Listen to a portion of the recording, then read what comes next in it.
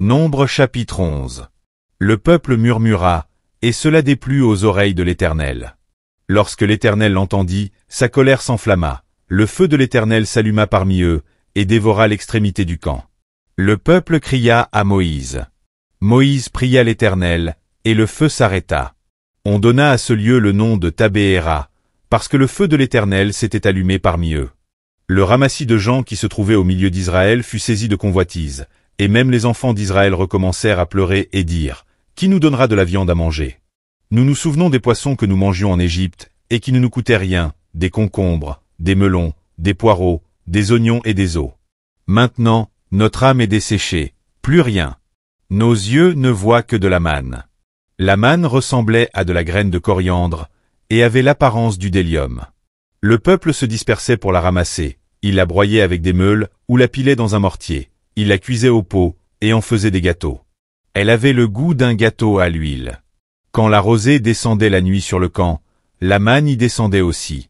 Moïse entendit le peuple qui pleurait, chacun dans sa famille et à l'entrée de sa tente. La colère de l'Éternel s'enflamma fortement. Moïse fut attristé, et il dit à l'Éternel, « Pourquoi affliges-tu ton serviteur, et pourquoi n'ai-je pas trouvé grâce à tes yeux, que tu aies mis sur moi la charge de tout ce peuple? Est-ce moi qui ai conçu ce peuple? Est-ce moi qui l'ai enfanté, pour que tu me dises, porte-le sur ton sein, comme le nourricier porte un enfant, jusqu'au pays que tu as juré à ses pères de lui donner? Où prendrai-je de la viande pour donner à tout ce peuple? Car ils pleurent auprès de moi, en disant, donne-nous de la viande à manger. Je ne puis pas, à moi seul, porter tout ce peuple, car il est trop pesant pour moi. Plutôt que de me traiter ainsi, tue-moi, je te prie, si j'ai trouvé grâce à tes yeux, et que je ne vois pas mon malheur. L'Éternel dit à Moïse, assemble auprès de moi 70 hommes des anciens d'Israël, de ceux que tu connais comme anciens du peuple et ayant autorité sur lui, amène-les à la tente d'assignation, et qu'ils s'y présentent avec toi. Je descendrai, et là je te parlerai, je prendrai de l'esprit qui est sur toi, et je le mettrai sur eux, afin qu'ils portent avec toi la charge du peuple, et que tu ne la portes pas à toi seul. Tu diras au peuple, sanctifiez-vous pour demain, et vous mangerez de la viande, puisque vous avez pleuré aux oreilles de l'Éternel, en disant, qui nous fera manger de la viande? Car nous étions bien en Égypte. L'Éternel vous donnera de la viande, et vous en mangerez. Vous en mangerez non pas un jour, ni 2 jours, ni 5 jours, ni 10 jours, ni 20 jours, mais un mois entier, jusqu'à ce qu'elle vous sorte par les narines et que vous en ayez du dégoût, parce que vous avez rejeté l'Éternel qui est au milieu de vous, et parce que vous avez pleuré devant lui, en disant, pourquoi donc sommes-nous sortis d'Égypte? Moïse dit, 600 000 hommes de pied forment le peuple au milieu duquel je suis, et tu dis, je leur donnerai de la viande, et ils en mangeront un mois entier. Égorgera-t-on pour eux des brebis et des bœufs, en sorte qu'ils en aient assez?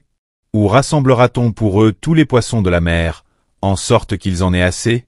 L'Éternel répondit à Moïse, la main de l'Éternel serait-elle trop courte?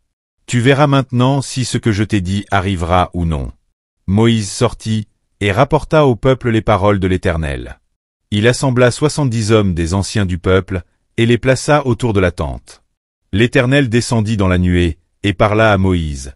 Il prit de l'esprit qui était sur lui, et le mit sur les 70 anciens. Et dès que l'esprit reposa sur eux, ils prophétisèrent, mais ils ne continuèrent pas. Il y eut 2 hommes, l'un appelé Eldad et l'autre Médad, qui étaient restés dans le camp, et sur lesquels l'esprit reposa, car ils étaient parmi les inscrits, quoiqu'ils ne fussent point allés à la tente, et ils prophétisèrent dans le camp. Un jeune garçon courut l'annoncer à Moïse, et dit, Eldad et Médad prophétisent dans le camp. Et Josué, fils de Nun, serviteur de Moïse depuis sa jeunesse, prit la parole et dit, Moïse, mon Seigneur, empêche-les. Moïse lui répondit, es-tu jaloux pour moi? Puisse tout le peuple de l'Éternel être composé de prophètes, et veuille l'Éternel mettre son esprit sur eux. Et Moïse se retira au camp, lui et les anciens d'Israël. L'Éternel fit souffler de la mer un vent, qui amena des cailles, et les répandit sur le camp, environ une journée de chemin d'un côté et environ une journée de chemin de l'autre côté, autour du camp. Il y en avait près de 2 coudées au-dessus de la surface de la terre. Pendant tout ce jour et toute la nuit, et pendant toute la journée du lendemain, le peuple se leva et ramassa les cailles. Celui qui en avait ramassé le moins en avait 10 omers. Ils les étendirent pour eux autour du camp. Comme la chair était encore entre leurs dents sans être mâchée, la colère de l'Éternel s'enflamma contre le peuple, et l'Éternel frappa le peuple d'une très grande plaie. On donna à ce lieu le nom de Kibroth Hattaava, parce qu'on y enterra le peuple que la convoitise avait saisi. De Kibroth Hattaava le peuple partit pour Hatséroth, et il s'arrêta à Hatséroth.